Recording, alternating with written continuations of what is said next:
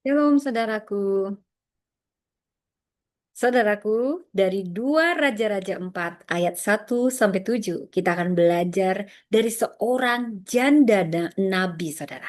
Di sini kita melihat bahwa Tuhan kita tidak bekerja dalam kelimpahan awal, tetapi sebaliknya dalam ketaatan total kita. Kita belajar mujizat tidak datang pada awal penderitaan, tetapi justru pada puncak ketaatan dari bejana-bejana. Maka janda nabi ini dapat bukan hanya melunasi utang, tetapi dia punya masa depan yang cerah, dia dan anak-anaknya. Karena mujizat Tuhan mengalir saat ketaatan kita dituangkan. Saudara, saya ingin sekali kita membahas lebih dulu latar belakang historis dari 2 Raja-Raja 4 ayat 1 sampai 7. Kisah ini terjadi di masa Israel Utara. Suami sang janda ini yang merupakan salah satu dari anak nabi komunitas profetik yang dipimpin oleh Elisa. Jadi sistem sosial saat itu memungkinkan penagih utang menjadi anak-anak sebagai budak. Kalau ada utang seseorang, maka anaknya bisa jadi budak. Ini berdasarkan Imamat 25 ayat 39. Saudara, ketika saya mengeksegesisnya, maka dari ayat 1 sampai ayat 7 saya akan memberikan struktur, naratif, dan kronologi dari kisah janda ini. Di mana pertama ada jeritan janda ini kepada Nabi Elisa tentang kisahnya. Di sini ada dialog pengungkapan keterbatasan. Dia hanya punya buli-buli minyak. Kemudian ada instruksi profetik untuk bertindak secara radikal. Dan di sini ada ketaatan dalam tindakan dan manifestasi mujizat. Maka ada solusi dan pemulihan di mana utang dilunasi dan dapat hidup dari sisanya. Masa depan pun cerah. Wow, saya sangat terpukau ketika mengeksegesis ayat per ayat.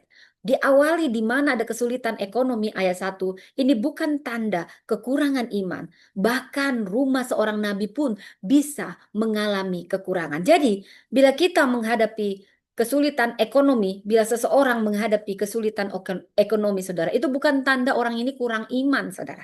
Karena nabi pun bisa mengalami kekurangan. Dari ayat 2, kita melihat bagaimana Tuhan memulai pekerjaan besar dari yang kecil dan tersedia.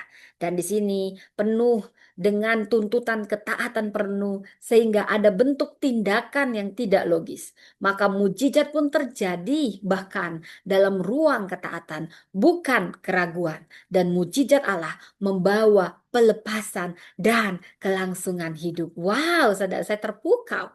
Jadi Allah kita tidak hanya memperhatikan kondisi ekonomi seorang janda, tetapi juga dia memulihkan identitas janda ini sebagai ibu dan pelindung generasi. Saudara, Tuhan memakai apa yang tampak kecil untuk menghasilkan sesuatu yang besar selama ada ketaatan.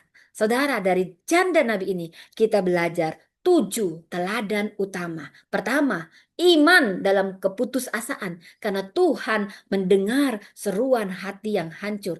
Ditekankan di ayat pertama. Kedua, keterbukaan terhadap instruksi profetik.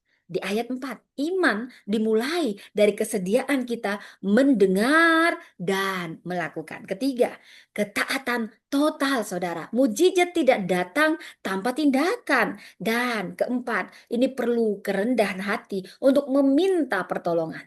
Tidak malu untuk mengakui kita butuh bantuan. Memang kita butuh bantuan, saudara.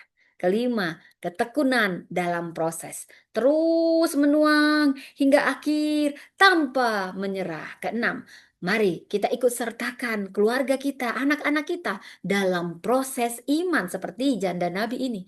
Dia melibatkan anak-anaknya, ditekankan di ayat 5, mewariskan pengalaman iman secara langsung. Dan ketujuh, saudara, mari kita hidup dari hasil mujizat dengan hikmat, dengan manajemen yang baik. Jadi jangan semberaut juga sebagai anak Tuhan. Mari kita mengatur berkat Tuhan untuk kehidupan yang berkelanjutan. Saudara, seakan-akan ada kerapuhan juga yang harus kita hindari dari janda nabi ini. Ya, dia merasa ditinggalkan awalnya. Dia merasa ditinggalkan oleh Tuhan saat suaminya meninggal. Jadi kita perlu menyadari bahwa Tuhan tidak pernah meninggalkan. Dia selalu hadir. Sekalipun orang yang kita sayangi pergi, saudara ya. Yang kedua, dia lebih fokus dan mengandalkan apa yang tidak dia miliki. Dia fokus pada kekurangan di awal. Dan inilah yang bisa membutakan mata siapapun dari potensi yang sebenarnya masih ada. Jangan lihat yang tidak ada, tapi yang masih ada. Dan yang ketiga, awalnya janda ini menutup iman karena pakai logika. Bukankah kita juga semua sering demikian? Mari kita hindari ini karena mujizat seringkali tampak tidak masuk akal memang. Tetapi imanlah yang membuka pintu pemahaman baru, saudara. Jadi, saya bisa memberi banyak judul untuk kisah janda ini, saudara. Minyak ketaatan di tengah kekosongan, bejana terakhir, mujizat terbesar. Tuhan masih menjawab jeritan janda. Janda ya, saudara, ya, jangan yang lain.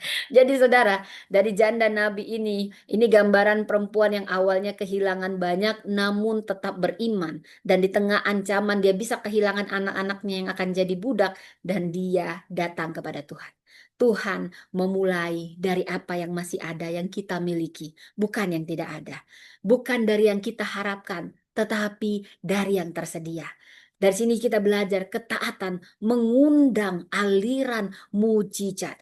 Iman bukan hanya dalam hati, tapi dalam tindakan konkret, bergerak bersama generasi, membawa pemulihan. Anak-anak diajak turut serta iman. Mari kita wariskan bagi keluarga kita. Mari kita menyalakan lilin, sekalipun dari satu api kecil, tapi percaya ini bisa menerangi ruangan besar sekalipun gelap, saudara. Faith is not believing God can, but knowing He will when we obey. Saudara, pertanyaannya, apa buli-buli kecilmu seperti buli-buli janda ini? Apapun itu Tuhan bisa pakai. Libatkan keluarga anak-anak dalam proses iman. Taat meski tidak masuk akal. Dan lihat Tuhan bekerja. Mujizat tidak menunggu logika, no, no, no. Tapi ketaatan, ketaatan. Tuhan tidak butuh banyak. Cukup satu buli-buli. Tapi hati yang percaya. Bejana terakhir justru bisa menjadi awal terobosan besar. Tuhan masih mendengar jeritan siapapun. Dan masih ada minyak sebenarnya di rumahmu. Ada yang Tuhan bisa pakai. Ada yang masih tersedia. Karena itu pasti ada jalan keluar di balik ketaatan. Dan saudara, seperti Tuhan memanggil janda nabi, ini nubuatan buat kita semua. Tuhan juga memanggil kita untuk berani menuang dari buli-buli kecil kita, pengalaman hidup kita, air mata, ketaatan kita. Tuhan akan mengalirkan dari situ pengurapan bagi banyak bejana kosong di sekeliling kita. Mungkin orang-orang terpinggirkan yang hampir menyerah. Jangan pandang kecilnya permulaanmu, sebab kata Tuhan, Tuhan akan melipat gandakan pengaruhmu karena ketaatanmu. Apapun pelayananmu, saudara, ada ruang mujizat. Tutup pintu di ruang tersembunyi. Duduk di kaki Tuhan dan menuanglah dalam ketaatan, saudara. Katakan, aku adalah orang percaya sekalipun kegelapan menyerang, mengancam.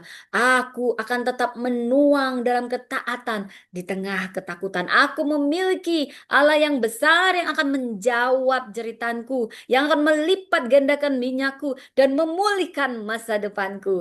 Aku bukan korban keadaan, tetapi aku adalah pemenang bejana mujizatnya Tuhan.